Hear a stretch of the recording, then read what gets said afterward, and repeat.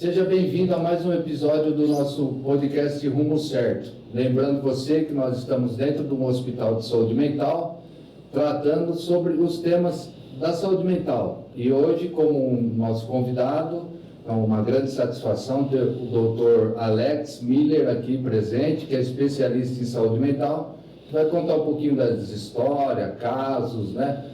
Durante esses anos todos de estudo e de prática, né? De atendimento, em consultório. Seja bem-vindo, doutor. Obrigado. Legal isso aqui, bem, novo, pessoal, né? como é que tá? Mais um episódio aí. E o objetivo desse podcast é levar informação para você, mãe, pai, familiar, que não tem informações, né, concretas, informações verdadeiras de pessoas que trabalham com saúde mental. Então, o que nós fazemos aqui fora os estudos, na prática, né? Assim como eu já disse antes, nós estamos dentro de um hospital, esse estúdio é dentro de um hospital de saúde mental. E nada melhor para começar esse episódio de hoje, o nosso convidado, Dr. Alex, se apresentar para vocês, né? Então, seja bem-vindo, doutor, mais uma vez. Obrigado. É um prazer ter obrigado. É uma honra minha estar aqui. Imagina, começando o ano com o pé direito, duas pessoas fantásticas. Interrompemos as férias dele para ele estar aqui. O amigo está no meio das férias, né? Mas quando nós iniciamos aqui, né, Alex? Uma das primeiras pessoas que eu liguei, eu falei, Alex, estamos fazendo aqui um projeto aqui. A gente está namorando faz horas já. Do podcast, e eu quero, além de ser muito espetacular esse médico que está na minha frente aí, ele é muito querido, isso é muito querido pelos pacientes. Né? Então, às vezes as pessoas elas têm uma neutralidade muito grande, que é pedido na medicina, na psiquiatria e tal, e você não segue esses padrões rígidos de neutralidade, né? Você tem um afeto, você tem um... Obrigado. Você gosta, né, Alex? Você sofreu a mordidinha da mosca aí da saúde mental. Um CAPS, em 2009. Aí vim para São Paulo fazer uma graduação. Aí o Estado abençoado, né? O Estado pegou eu e comecei a trabalhar com essas pessoas maravilhosas. Comecei trabalhando juntos. Sim, legal, juntos. Foi muito bom. Foi muito bom. Fizemos cada trabalho bacana, né? Sim. Tanta gente passou, né? E foi isso, cara, a história toda aqui, e foi fantástico. Muita gente, boa bacana, o próprio Luiz Fernando, daqui da Rumo Certo, né? Daqui do Hospital Rumo Certo, uma pessoa do bem, uma pessoa fantástica. Sim, ele é bastante envolvido, assim, né, pessoalmente e tal, né, com o princípio do trabalho, assim. A gente costuma, vou falar bem do chefe e tal, não é isso, né? Ele tem esse princípio do gostar, né, Alex? Igual você, nós, o Gonçalo. É um ser humano, ele pode falar assim, blindado, né, cara? Um amor, entendeu? Para ajudar, entende? A tolerância que ele tem, às vezes, é bem maior até de nós, assim, como profissional. Exatamente, ele tem uma lei, né, assim, a pessoa erra e tal, retorna lá, usa porque está doente, ele tem uma compreensão ali diferenciada, mas eu vi você também tendo, né, Alex, Obrigado. Essa compreensão, e hoje eu atendo, acho que pós 12 anos aí de trabalho seu, 10 anos que você atua, hoje eu atendo no meu consultório paciente que te conhece e que pergunta se está bem e tal, e você mora lá em Cuiabá e o cara aqui em São Paulo. E ele tem essa referência sua. Sim, legal. Então, mas falando hoje aqui, Alex, assim, na tua experiência, assim, como é que você vê essas coisas, as compulsões, né? Por exemplo, às vezes você pega uma pessoa que durante um tempo ela tinha uma vida basicamente funcional, tranquilo, trabalhou, estudou, de repente você vê a pessoa ali que ela perde a noção do autocuidado. Ela perde. Como é que você vê isso? A compulsão, né? A compulsão. Como é que isso trazendo a piora global no ser humano como um todo, né? Sim. Pensamento, fala, vestes, a face, né? Sim. A piora na face, o rosto, né? Que transmite o sofrimento de estar, né? Num processo compulsivo, sendo ele por substância lícita e ilícita. E hoje na moda, né? Que é o eletrônico, né? Sim, a digitais, intoxicação bem alta, né?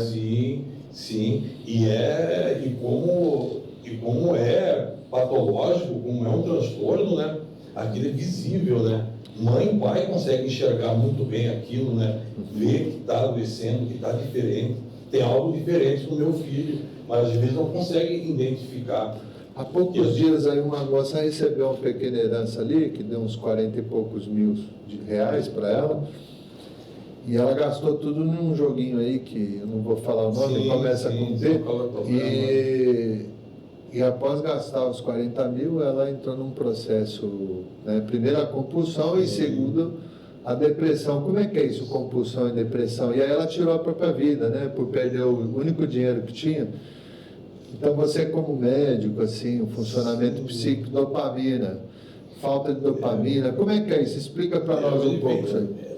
Como toda substância, né, e o jogo, né, que gera esse prazer, né, a grosso modo falando, sem entrar em neurotransmissores, né, que é algo que todo mundo hoje em dia pega o Google. O Dr. Google, né, e vê, mas a grosso modo, né, meu, todo dia algo, fazendo algo que está te gerando felicidade, está curtindo, entende?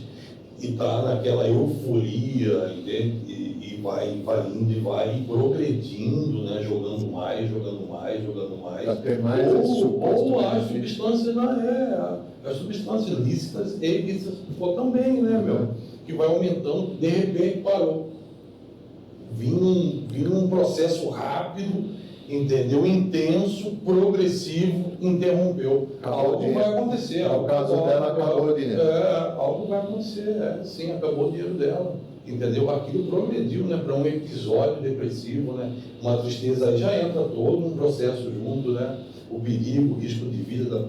Aí começa, né? Vai progredindo a doença, né? Ideação suicida, começa a invadir o sentimento de tirar para isolamento social, começa a ficar isolada, choro demais, começa a ficar uma pessoa diferente, né? Se isola até mesmo dentro da própria casa, né? Sim, no próprio lar, né? Mas começa devagarzinho, como tudo, né? Imperceptível, né? E todo mundo, no seu meio, entende? Os amigos começam a ficar quietos, numa roda, né? Começa a perder aquilo de, a gente estamos conversando, né? E a gente participa, né? Um fala algo engraçado, todo mundo vai, ri, se tiver, aquela pessoa, ela já começa a perder, entende? Ficar ausente ali de alguns momentos e tal. Isso daí já pode estar assim.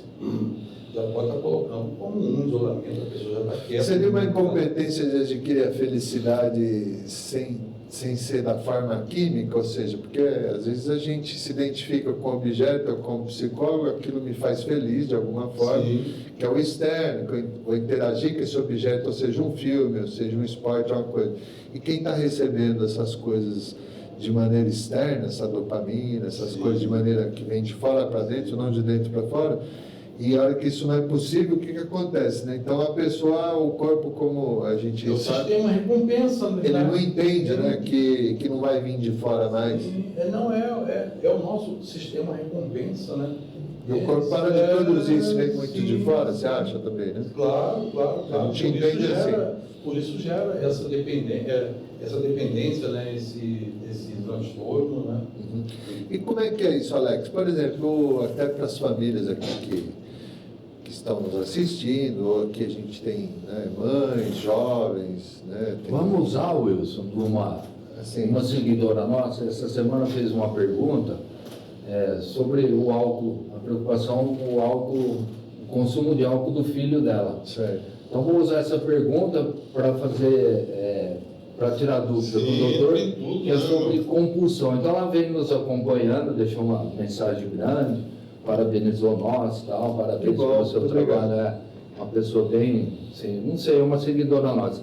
E a preocupação dela é que o filho dela vem consumindo álcool, ela acha que um pouco mais exagerado, e a tendência, o pensamento dela é ela achar que ele vai se tornar um alcoólico, um alcoólatra, né?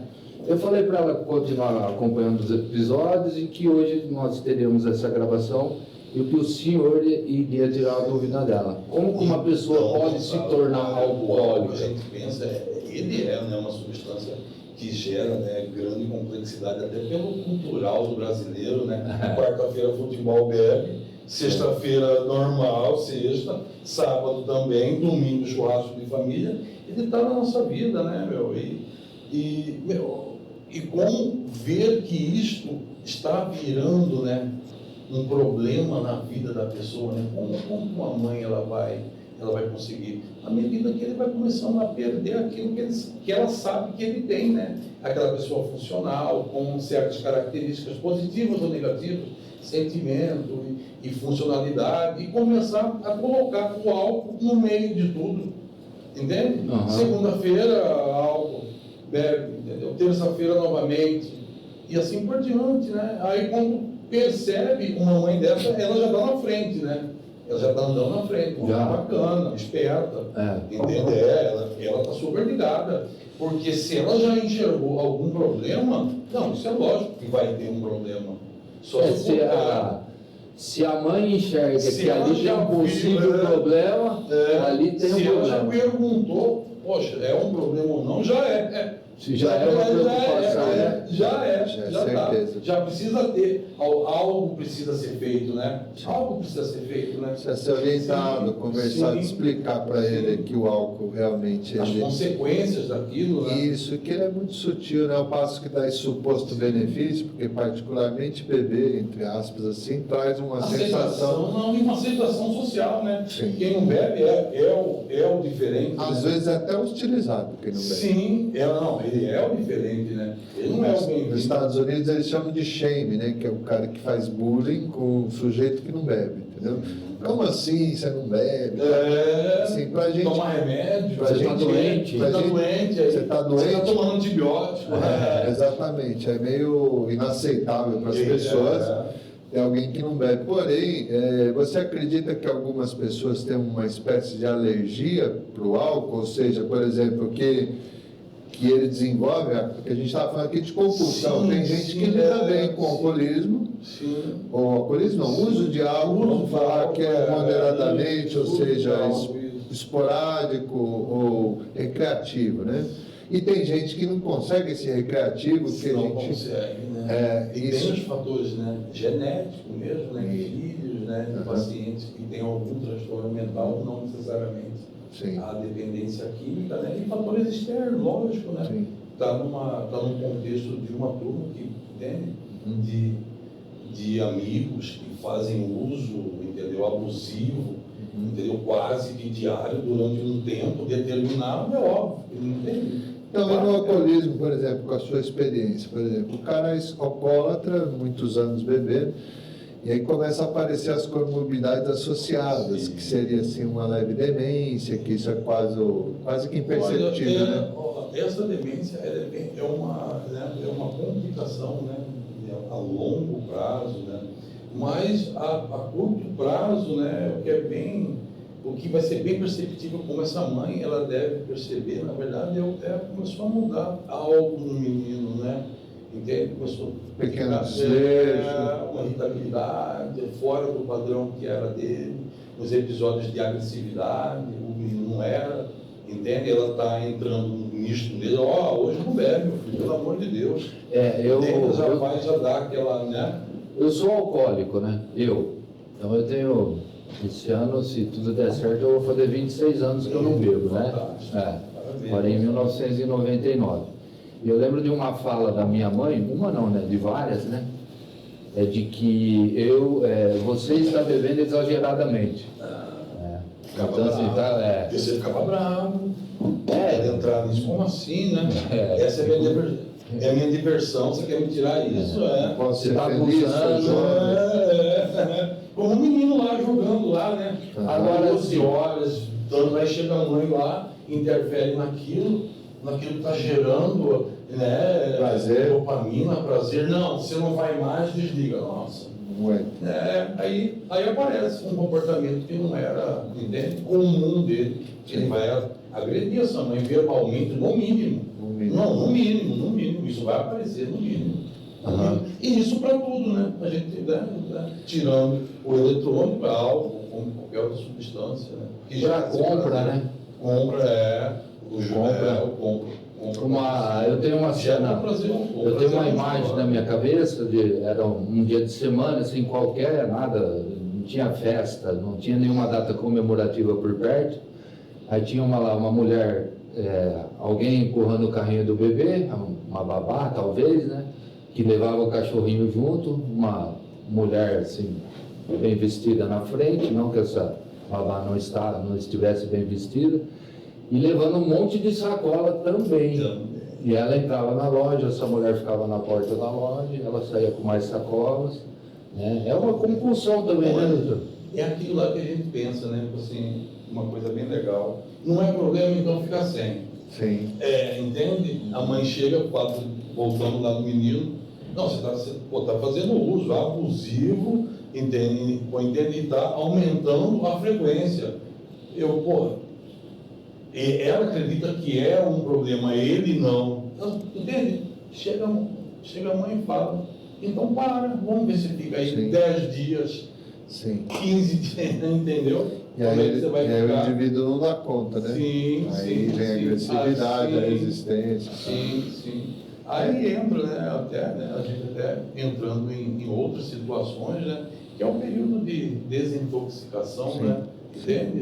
Do jogo. Então a senhora é muito engraçado, né? Ela chegou no meu consultório, era mulher de um usineiro, num bairro aí de Moema, aqui em São Paulo, uma senhora aí de minha idade, aí 54, 55 anos.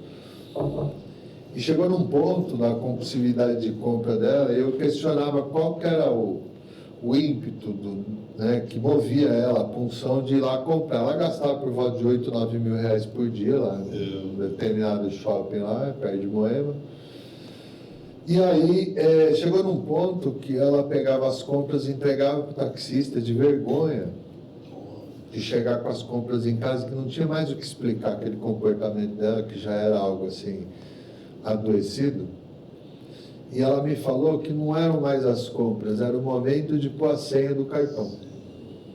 Que era o momento de colocar a senha, na época, né? Não tinha aproximação, quando eu atendia ela, tinha que botar a senha. Que o momento de pôr a senha que dava o disparo, né, das dopaminas, neurotransmissores, que a gente entende o funcionamento psíquico. Então, essa senhora foi buscar ajuda lá comigo, juntamente com outro parceiro médico que acompanhou ela com a parte medicamentosa, para diminuir esse impulso, né?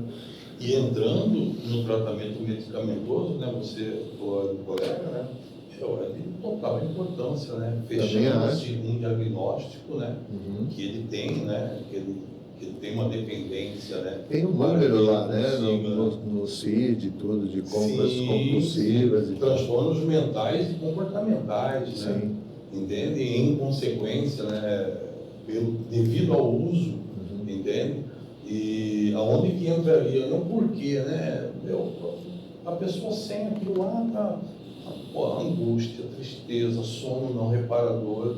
Ele não consegue, insônia mesmo, irritabilidade, aí o tratamento entra, mas não para piorar a vida do paciente, entende, meu? Eu entendo as mães, elas ficam preocupadas, né? E a gente vê, né, vários relatos, não, tal médico destruiu minha vida, né? Fiquei anos tomando um monte de remédio, não, entende? A gente entende e respeita, né?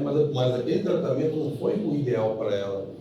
Para todos tem um tratamento ideal. É, né? Muito singular isso, né? Sim, então ele tem que achar aquele tratamento, né? Isso já em um segundo momento, né?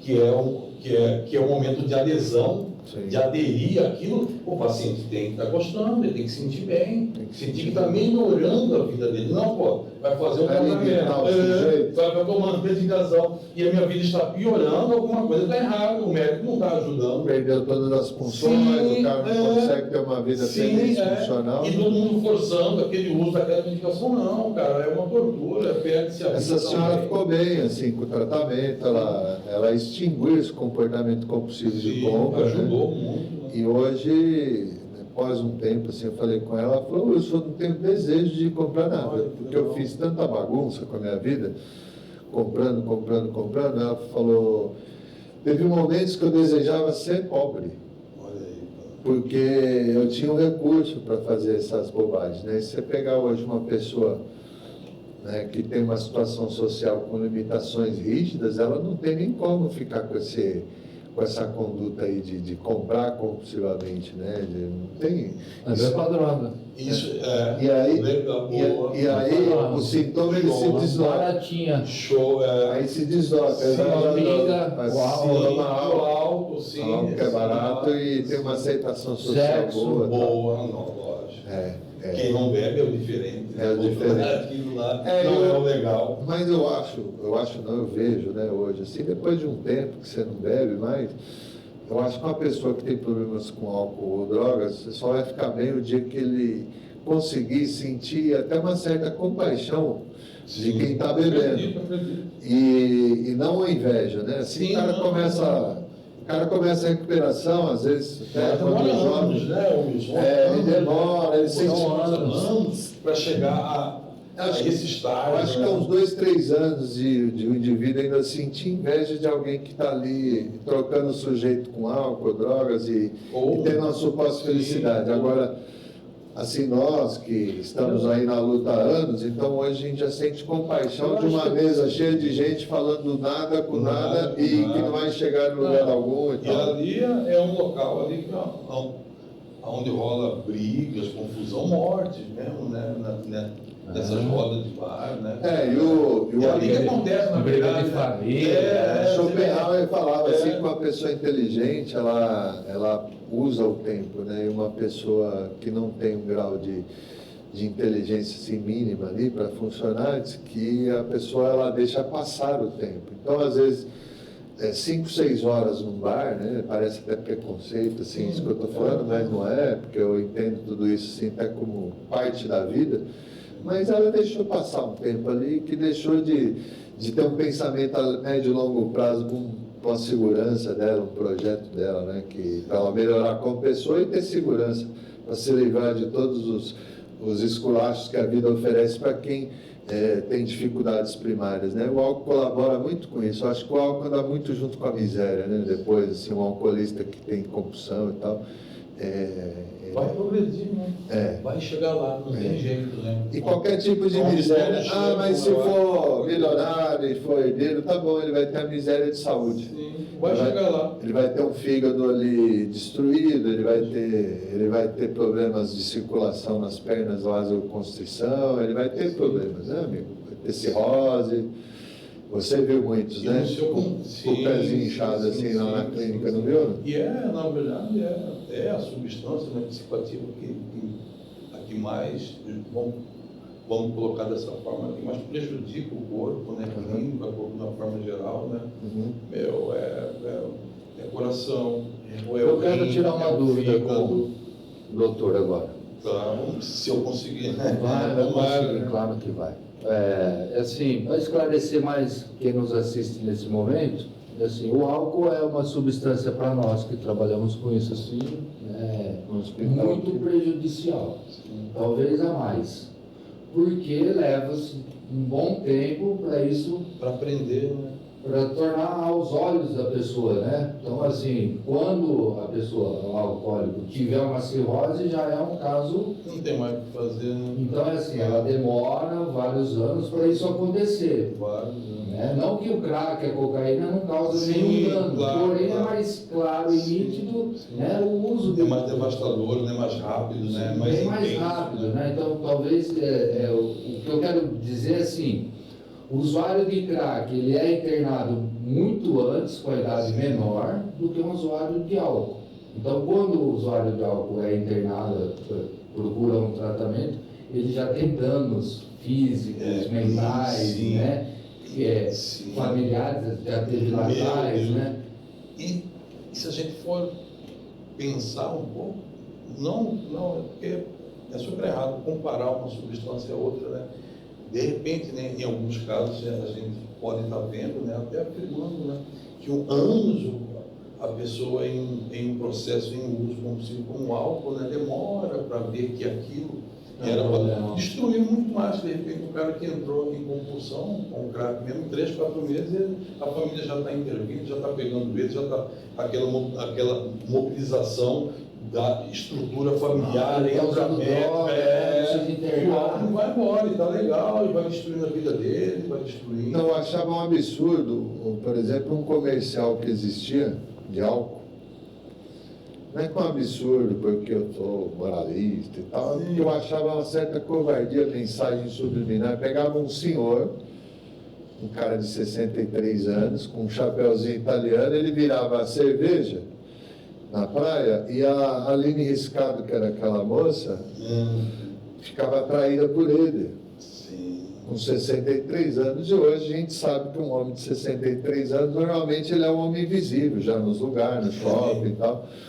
É como se ele fosse um invisível, né? Assim, ele anda no shopping e ninguém enxerga mais o cara. A gente, depois dos 50 já vai acontecendo isso, né? Se você olhar hoje mais 2 ou 3 vezes aí, a comunidade woke já chama a polícia e tal. E esse senhor virava cerveja e ele tinha um a mais ali. Ele tinha, como se diz assim, um atrativo daquela moça muito bela, e que ficava ali flertando com ele ali. Ele virava cerveja, a moça virava, dançava. Então, o alcoolista, ele entendia o quê? Que associado à substância, ele tinha um poder de conquista, e a gente sabe que isso realmente é a venda de um sonho irreal. Um benefício, né? Um suposto benefício que irreal, total irreal. Por exemplo, uma boa ideia, 51, cara, os caras derretem o fígado tomando aquele trem.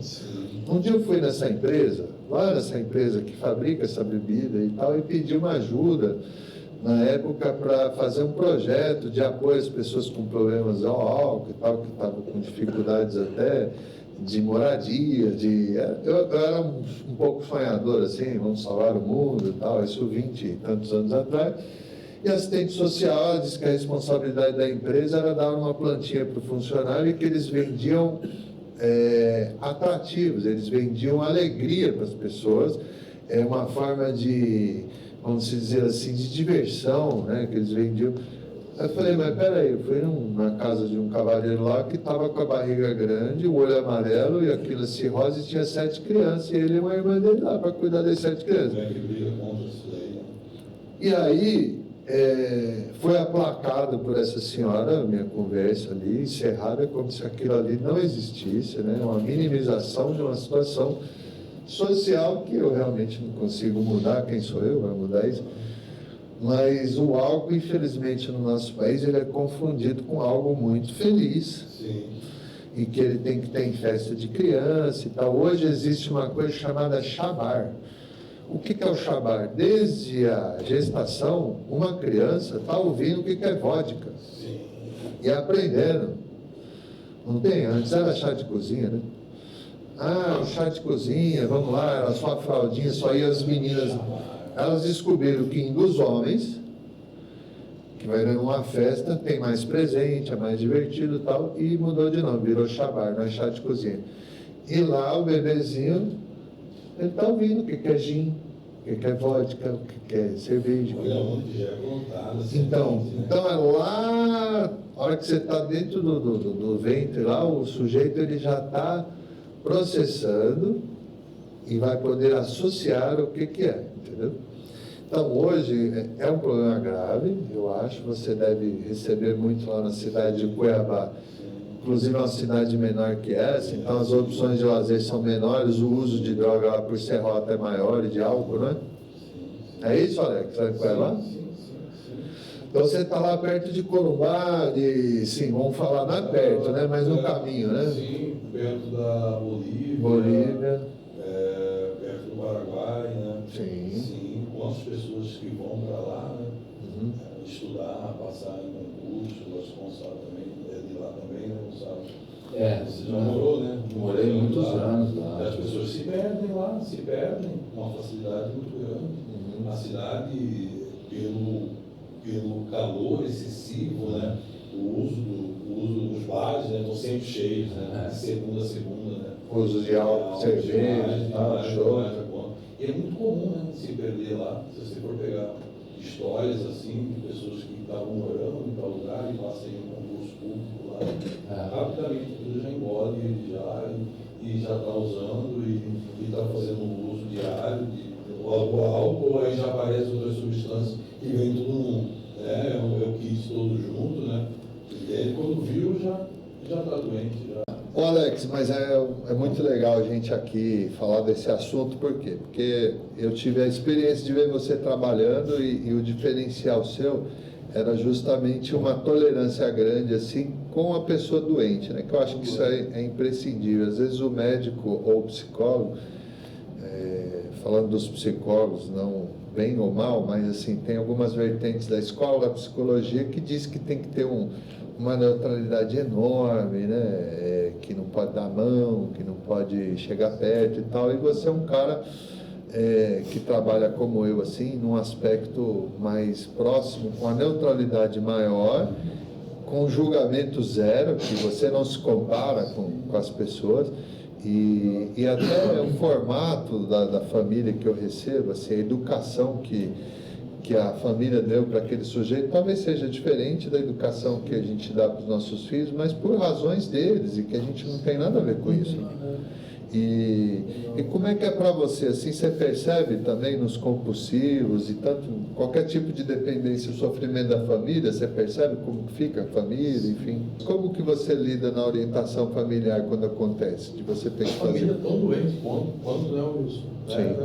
Tão doente quanto. Sim. Se não conseguir, entende? Se você não ter a família junto com um profissional, não vai ter tratamento. Se alguém da família ou da estrutura dessa pessoa mesmo, namorada, noiva, se não acreditar que você vai trazer algo positivo para este paciente, não vai funcionar, não vai funcionar. É a deixa que você tem para, entendeu? Encerrar, porque não vai funcionar.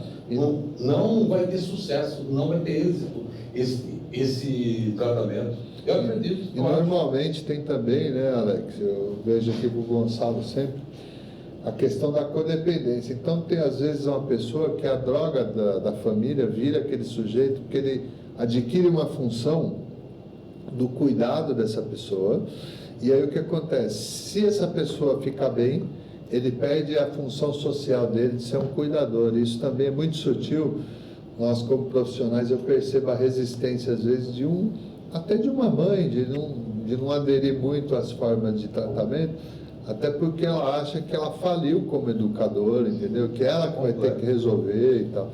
É bastante complexo, mas tem uma questão que eu sofro muito na área de ter um trabalho paralelo com os médicos na saúde mental, que é também esse viés da família de achar que não é importante uma continuidade. Como é que você vê a continuidade do seu trabalho? Por exemplo, você prescreve um medicamento. Em primeiro lugar, né, até como os passos, né, os ensinos tão bonito, né, pode falar, né, admitir, né, que é doente, né, cara, é o primeiro, correto? É o primeiro, né, admitir. Então, se não tiver esse entendimento que aquilo é uma doença, é um transtorno, e aquele transtorno, ele vai dar N situações, complicações na relação. Se não tiver esse entendimento, não vai funcionar. Eu acredito que eu acho que é muito difícil funcionar, muito difícil. Ninguém é um dono da verdade, eu não sou. O que você lembra de feliz, meu amigo, assim, no seu trabalho, que você... Olha... qual momento que você chega até a se emocionar, assim, com o fruto do seu trabalho? Porque isso existia muito na minha vida. É o rosto, né? É o rosto do paciente, a melhora, né? A melhora, ela é vista, né? No paciente de saúde mental, tanto na dependência química ou... Com a gratidão da família, você consegue enxergar em algum momento? Você chegou a ver isso ou como é que é? Sim, mas não dá para contar com sempre, né? Porque tem que ter um culpado, né? Sim. Do que, entendeu? Tem que ter aquele profissional que não fez o que deveria ser feito, né? Mesmo com tudo dando certo, né? Em algum momento, né? Então, não dá para estar contando com essa gratidão, não tem como. Ainda mais na saúde mental. Eu quero falar para você que está nos assistindo agora nesse momento, que a nossa conversa é um excelente tratamento, né? Você tendo um objetivo maior, tem que alinhar o paciente com o familiar. Então, você, familiar, faz parte do tratamento também. Né? Então, você, familiar, faz parte de toda essa trajetória da construção de um tratamento para ver seu ente querido melhor. É isso que o Dr. Alex está falando agora, nós estamos conversando sobre isso, talvez você não está entendendo. Legal. Por que eu estou falando isso? Porque muitas famílias, né, a gente sabe disso, de décadas de trabalho, né, abortam o tratamento. Sim. Aborta o tratamento, porque acha que já está bom, acha que já deu, aí não dá continuidade, que é o que o Wilson está falando, não dá continuidade quando sai de uma internação. Internação é o princípio e início de tudo, né? Sim. Não é o final. Primeiro o Alex estabilizava os pacientes, Sim. e depois eles tinham condições de seguir em todos os setores da vida e tal, só que isso precisava de um acompanhamento. Sim. Então, às vezes, o pessoal Sim. pensa assim que não precisa, né, Alex? É uma doença que é crônica, progressiva, e o indivíduo fala, ele melhorou, claro, é notório, está mais Sim, bonito, sim. fisicamente o cara tem mais força, mais punção de vida, outras oportunidades aparecem até por conta dessa melhora, porém, o cara não acha que já está bom e não continua. O que acontece? Existe a remissão lá.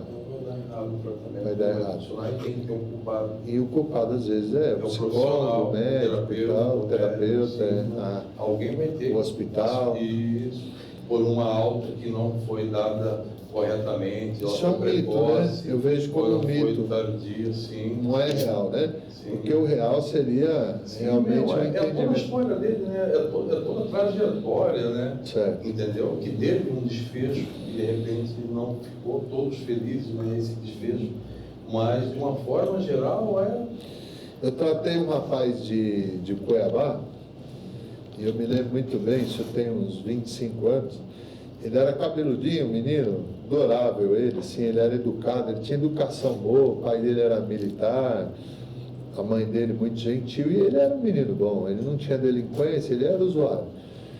E há pouco tempo, aí 1 ano e meio, eu encontrei ele numa rede social, e o moleque foi um dos motivos, assim, de ele alegrar muito o meu dia, assim, porque hoje o menino é um promotor, não que isso mude ele como ser humano, mas hoje ele vive bem, ele gosta do que faz, ele tem uma noiva, uma moça que eu vejo lá, uma moça bela lá com ele cumpre regra, norma, e ele cuida da vida dele, né?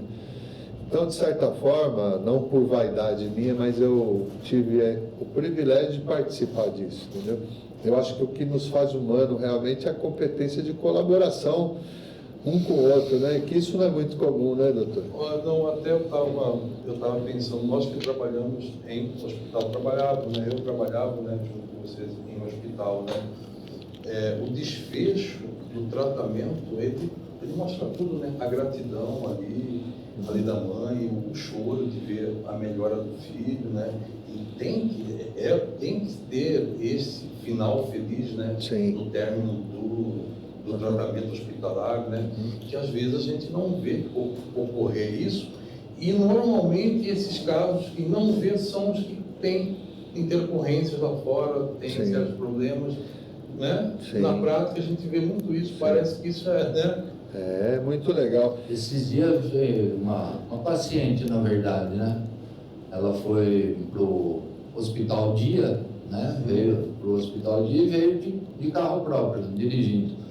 Só que ela ficou algum tempo internada, essa mulher, né? E aí quando ela chegou com o carro próprio dela, né? Os profissionais, nossa, ela tá de carro. Aí eu olhei assim, achei estranho o profissional agir daquela maneira, porque o normal, nós trabalhamos para isso acontecer, para isso a voltar. meta, né? É a meta, o objetivo é esse, né?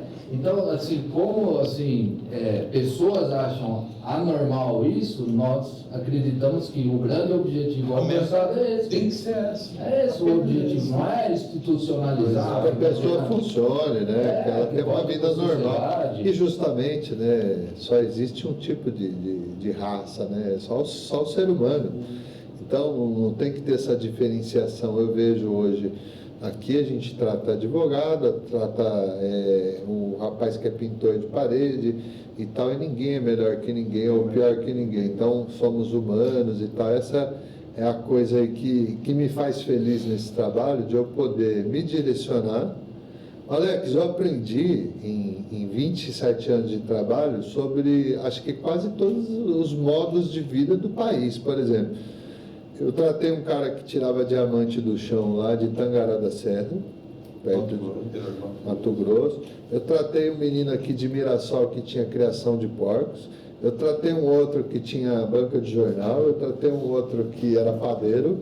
E de certa forma, eu tenho o privilégio de viver várias vidas que não é minha vida. Eu acho que isso é a grande alegria de ser psicólogo. Acho que você, como médico aí, com expertise na área de saúde enorme, de todos esses anos, você viveu muitas vidas. E isso também, às vezes, até adoece a gente, porque muita coisa, muita vida dentro da tua vida. Sim, eu cheguei a um ponto que eu fiquei, hoje eu sei, né, que eu adoeci, né, a gente entrou naquela, poxa, trabalhando muito e entrou naquela situação onde a vida capricha e ocorrem vários problemas ao mesmo tempo. A gente precisa sair daquilo, né, para você poder enxergar que você não estava bem. Que você não estava bem. Você sabe que eu trabalhei com uma freira num lugar que era como se fosse um albergue, mas não era um albergue, era uma casa transitória. Ela era uma austríaca, essa senhora, ela tinha 1,40 m, assim, uma velhinha, olho claro, ela parecia uma santinha, assim, era uma freira. E eu aprendi muito com ela, só que chegou num tempo que ela adoeceu. Ela achava que aquela casa, lá em centro de São Paulo, Santa Cecília, que era a casa dela e que era a mãe de todos. Sendo que não é bem assim que funciona o serviço de saúde mental. Então ela entrava muito pessoal, assim, ela era muito maltratada, ela ficou adoecida, né? Então a gente pensar que a gente é jesuíta que vai catequizar pessoas, isso também é um erro. E eu fiz também isso lá atrás e tal, para salvar o mundo. Fui pedir doação para dar muitas vagas grátis, enfim. Todo mundo que entra se sente capaz de estar cuidando, não é assim. Não é. Não é assim. Só que leva um tempo. Eu falo isso até para os profissionais aí da área da saúde, que a gente fez até um curso aí sobre todas as dependências, álcool e droga, compulsões e tal. Até para o profissional mais jovem aí, ou médico ou psicólogo, que vai atuar na área da saúde, para ele não tropeçar, né, nesses momentos aí que nós tropeçamos, né, que a gente aprendeu na tentativa e erro, certo? No know-how. Então, hoje a gente... Isso forma um bom profissional. E hoje eles têm, através da internet, o privilégio de ir lá e adquirir a experiência de outro ser humano de 25 anos, que é o que nós fizemos, né, Gonçalo? 25. E juntos aí. E é muito legal, né? Esse é um curso que chama Além da Ponte, a gente criou isso. E aí, quando eu assisti todo o curso, com todos os profissionais falando, eu fiquei até emocionado. Eu falei, cara, que privilégio o cara que assistir isso aqui, a pessoa, o menino ou a menina, ou seja quem for, e ele vai crescer 1 metro, assim, né? Porque ele não vai precisar sofrer o tanto que nós sofremos, entendeu? Para conduzir. E, assim, tudo que você tem, Alex, assim, às vezes nem você tem a dimensão do que é saber, né? O jeito que a gente vê, aí você, às vezes, a gente elogia, você fala, eu vou confessar aqui, eu particularmente, né, eu tive a oportunidade, acho que nós conversamos umas 2 vezes por telefone, né? Sim. Só que desse ano, famoso Dr. Alex, né? Não Gonçalo nada. Então eu tive a oportunidade, assim, desse ano estar nesse grupo, né, da Rumo Certo, e ouvi falar muito de você, assim, mas com muito carinho, respeito, né? Até hoje, na sua chegada aqui, assim, nossa, ele vai vir, tô com saudade dele. Então, assim, é um carinho, né, que é demonstrado, que é verdadeiro, né? Então, isso é muito legal. Eu falei, pô, legal, eu vou participar de um momento onde, né, do médico que participou da história de muitos que estão aqui dentro, assim, que já são profissionais da área, né? Sim, profissionalidade. Isso é muito legal. Estão trabalhando. Só que eu quero te lembrar uma coisa agora, que antes de começar a gravar, você teve uma fala aí que eu achei bem interessante, assim, sobre a depressão e a ansiedade. Só tem quem, como que é? Deprime quem pode e não quem quer. Não é porque eu estou com um problema que eu vou estar deprimido, entende? Então tem toda uma predisposição genética, fator externo, todo um processo para a pessoa entrar em uma doença, né? Que é a depressão, né? O transtorno depressivo. A depressão ela pode ser primária, né? Que é uma dificuldade biológica, né? E uma secundária que é decorrente de fatores aí da vida que o Heidegger chamava de as coisas do mundo, né? Então, o que a gente percebe, né? A evolução tão grande dos psicotrópicos e o mundo como está, né? O mundo né? como vem evoluindo, né? Então a gente passa, né, a tratar muito algo, né? Aquele algum sofrimento, aquela alguma tristeza. E de fato a pessoa não está entende, não é? Ela não está doente ao ponto de estar ali, né? E a gente ensinar para ela, explicar que de repente, entende? Não é o momento de estar entrando com os fármacos, e sim desenvolvendo um trabalho psicoterapêutico, entende? É bem produtivo. Eu acho legal. Porque é um caminho também fácil, né, Alex? Por exemplo, se você tomar uma medicação aí, às vezes eu vejo os colegas seus assim, prescreve lá, às vezes o indivíduo também não fica muito triste, mas também ele não consegue acessar também aquele sentimento de esperar o intervalo da escola que a gente tinha lá quando estava apaixonado por alguém. Aquele de criança. Sim. Porque também não acessa, né? Sim, perde tanto o sentimento positivo, né? Que era daquela, né? Então, que é o legal, tudo negativo. A parte boa sua é que você tinha sempre né? Você não era dicotômico, ou seja, 880. Você tinha a virtude da temperança. Tem, né? Tem, que você está aqui, né? Mas assim, falar no momento que eu tive junto olhando que eu vi, né? E é lógico que isso continua. Você tinha a temperança de falar, não, amigão, você não precisa tomar nada, você vai lidar aí com as situações. Ou você pegar uma pessoa lá que estava lá dentro do armário de Nárnia e tirar ela lá de dentro, lá de trás do espelho e falar, tá aqui, trata ele. Fazer esse paciente, né, trabalhar o ponto que ele tenha a adesão, né, que ele consiga enxergar. Que ele tenha condições de entender a vida dele e tal. Entender a melhora que ele está. Essa parte medicamentosa eu acho ela maravilhosa, assim, quando os caras acordam, assim, depois que você acertou, e que ele aderiu, ele acorda outra pessoa, ele fala, bom dia. Como se... É incrível, é uma coisa assim que você olha ali no hospital aqui de saúde mental, você vê uma semana aqui, na próxima semana ele fala, bom dia. Aí eu sei que o Aloysio acertou, eu sei que se fosse você que estivesse aqui... E até bom você falar isso, Wilson, até o doutor Alex aqui, as famílias não compreendem muito esse momento da desintoxicação, da síndrome de abstinência, onde entra com a medicação e causa essa confusão mental grande, né? Sim. E vem numa visita, enxerga o paciente dessa maneira, é o momento que ela aborda mais o tratamento. Sim, porque estão poupando o meu filho, estão, né? Porque naquele momento. Minha senhora, minha amiga, né? É o pior momento dele, né?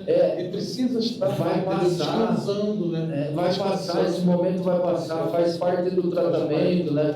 Tem profissionais, né, que estão cuidando disso, né? Não, aquilo não é castigo, né? Isso é tratamento, né? Isso é tratamento. E tem que conseguir levar essa mensagem, né? Lamentavelmente ele está assim hoje, mas não significa que ele vai ficar. E às vezes a família não espera o momento. Alex, o que você fala para as famílias assim que tem dentro de suas casas pessoas assim que elas perceberam que o indivíduo mudou, que existe um desleixozinho ali, que ele tem um apreço menor pelos estudos, que ele caminha mais assim para a área assim de prazer, de festa, de passar noites fora e tal. Qual que é a conduta assim da família? Qual que é os caminhos que é possível? É muito complexo, né? Porque tem a ver com o cultural, a família também, da onde veio esse menino. Só que quando ela, no momento, se vier pedir ajuda, não tá bom. Algo não está mais como era antes. Isso eu acredito, eu acho que seja involuntário em alguém que tenha amor. Não, o filho é involuntário, ela está vendo aquilo.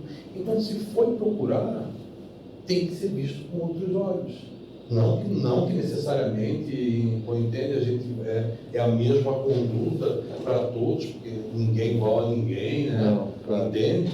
Mas se veio, é porque precisa de ajuda, alguma ajuda precisa, ou é médico, de repente nem seja médica, ou é uma ajuda psicoterapêutica, mas precisa estar, é o momento dela, que ela precisa estar na saúde mental, entende? E tem que ter a hora também de sair também dela, né, com a graça de Deus. Né? Sim. Não, porque é bem difícil também, Sim. muitos ficam muitos anos nela, né? Uhum. Mas tem que orientar corretamente que ele precisa estar, porque acontece isso, né?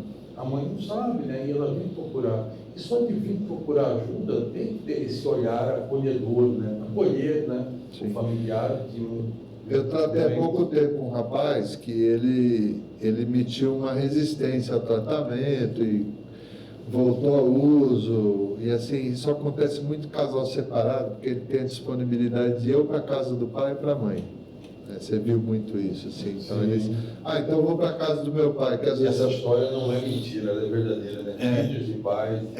Que ela na casa do meu pai é mais leve, na casa da minha mãe é mais leve, eles procuram onde tem menos resistência. E foi uma pena, um moço bonito, enfim, ele fisicamente muito saudável e tal, né? A parte mental conturbada, e foi uma pena que não houve adesão do tratamento, até porque houve uma desistência da família. Então deixa assim, então deixa assim, e esse menino vai ter que voltar aí perto dos 30 anos de idade, ele é bem jovem, tinha 20, 21, 22, e ele vai ter que retornar aos 30.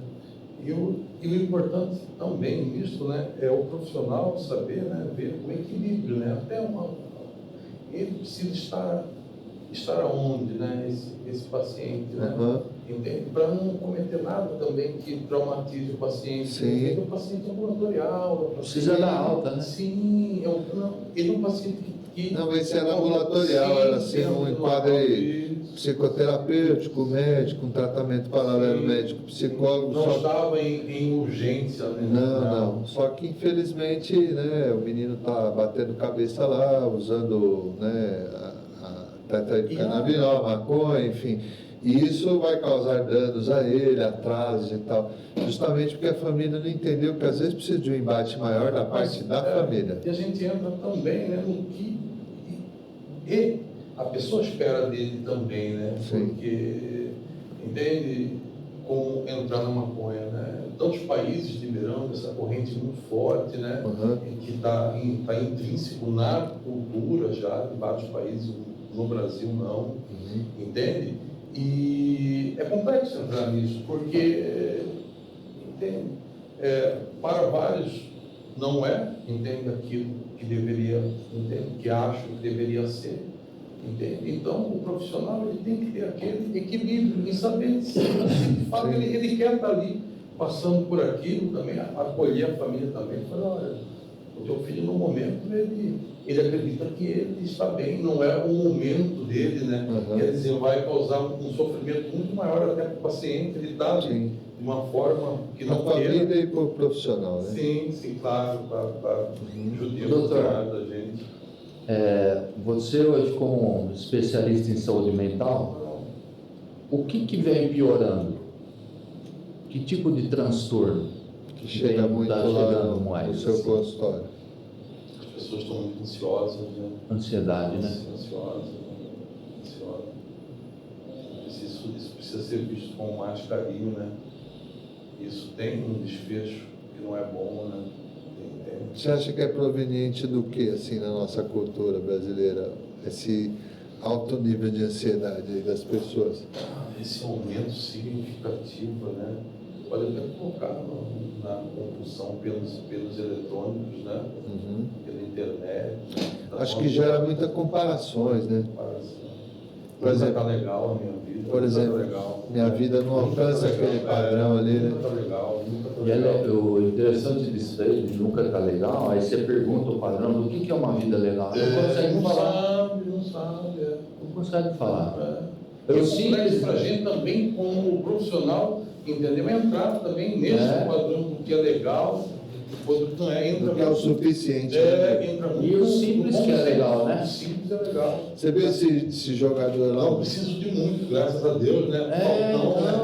Você- Rafa, eu não preciso de muito, graças a Deus. Então, não tem o Beckham lá, o jogador, aquele moço bonito, que era jogador de famoso, né? Tem.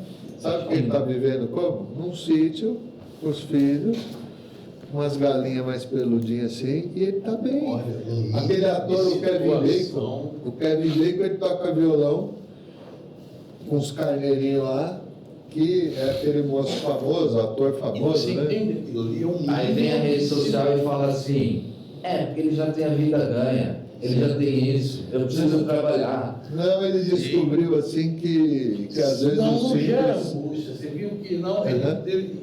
ele criou uma situação para ele que não tem tanto fator para gerar sofrimento para ele, entende? Sim, não é invadido não é. a privacidade Sim, dele. sim. Porque nós profissionais também sofremos, às vezes, em algum Sim, a momento, gente tanta fica pressão, preocupado, ficar tá? preocupado, com Falar pressão. algo que não pode ser Sim, falado. de ser interpretado de uma Sim, maneira interpretado errônea e errado, tal. sim, É verdade.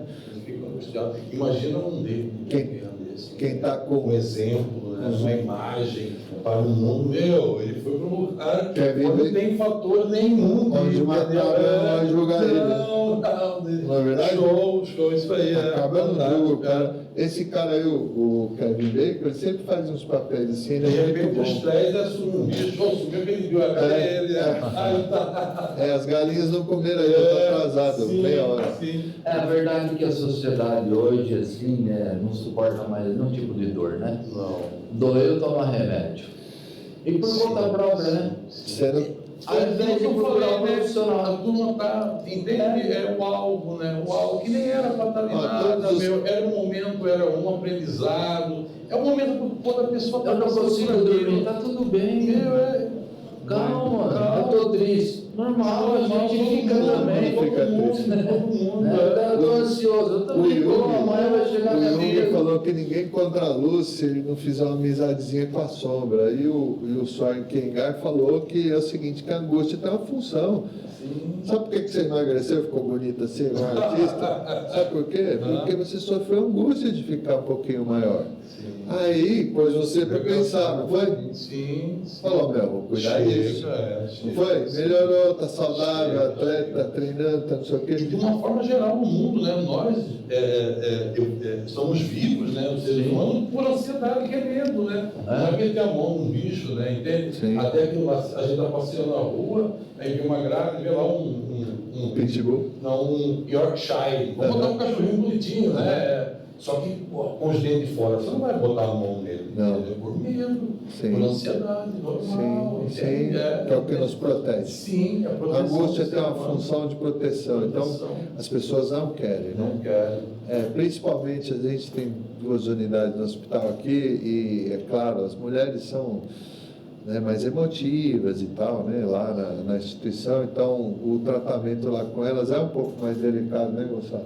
Elas têm uma sensibilidade maior e parece que o limiar de suportar dor delas, no aspecto assim, emocional, ele é mais frágil, né, do que dos, né? É mais frágil, são mais emotivas. E tem danos familiares maiores também, né? São mães, São né? Mas tem filho afastado. A pressão em cima da mulher, de fato, É maior. É grande. E aí se entrar na ciência também, E hoje em tem- dia, então, com essa pressão, né, da internet, né, da estética. rola todo um preconceito também, a mulher. As mulheres não podia fazer uso e tal, né? É uma coisa muito antiga, mas está de igual para igual agora. É tudo, né, habilitado. Tem Sim. que pensar sobre esse negócio que mulher sofre mais ou menos, entendeu? Alex, assim, o que eu queria te falar é uma satisfação enorme mesmo, assim, te reencontrar, faz tempo que a gente não se vê. A gente, né, fala por telefone, às vezes muito rápido, às vezes pega 10, 20 minutos lá, e a hora que a gente olha tem meia hora falando, Sim, mas assim, só risada. e dá muita risada e tal, porque eu desejo para você um universo cheio de coisas boas esse ano aí. Eu estou muito feliz que você está aqui. Mesmo, você sabe Então, disso. claro, então. E assim, é um privilégio para mim poder ter acesso a uma pessoa da sua estirpe, da tua marca aí como ser humano. Não é porque você é um medicão, isso você também é. Mas é pessoa do amigo aí. Como esse aqui é meu amigo há muitos anos, a gente tem um vínculo grande. A gente ficou feliz, né, Gonçalo, de receber o amigo aí. Obrigado. Feliz de Prazer, te conhecer Obrigado. pessoalmente e ainda mais participar de um podcast, né? Obrigado, Com você, assim. Então, Foi muito enriquecedor, né? Uma conversa, um bate-papo agradável. E você que está nos assistindo, né? Encaminhe esse vídeo para alguém de uma família que você sabe que precisa, né? Que está passando por dificuldade nesse momento, que precisa ter um pouco mais de entendimento, conhecimento sobre saúde mental, dependência, né? Hoje nós tivemos a oportunidade e possibilidade de estar entrevistando aqui, frequentando aqui conosco o podcast do Dr. Alex Miller, que é especialista em saúde mental, né, que trouxe aí um pouco da experiência dele, e um cara que já fez parte da recuperação, né, da evolução de várias famílias, né, de vários pacientes, assim, né, que hoje está mais devagarzinho um pouco, está querendo mais descansar um pouquinho, né? Porque cansa, né? Cansa a cabeça, né? A gente trabalha bastante com a cabeça. Então foi um prazer, né? Um prazer eu que agradeço. você. Eu que agradeço estar aqui. Muito legal, né? Para mim é uma honra estar aqui com você. Muito legal. Então é isso, vamos para o próximo aí podcast, que vai ser um privilégio também o próximo. Vai ter outro colega com a gente aqui, pessoas que colaboraram aí para a saúde mental. E da forma como esse cavaleiro colaborou aí é incrível, né? Ele entrou aqui hoje no hospital, os caras vieram abraçar ele, que foram pacientes dele, com gratidão e tal. A gente vê o resultado do trabalho aí, né? Quando ele não precisou de escolta para entrar aqui no hospital, ele foi bem-vindo e tal, foi legal. Então é isso, um abraço, obrigado, viu, meu amigo? Obrigado. Falou.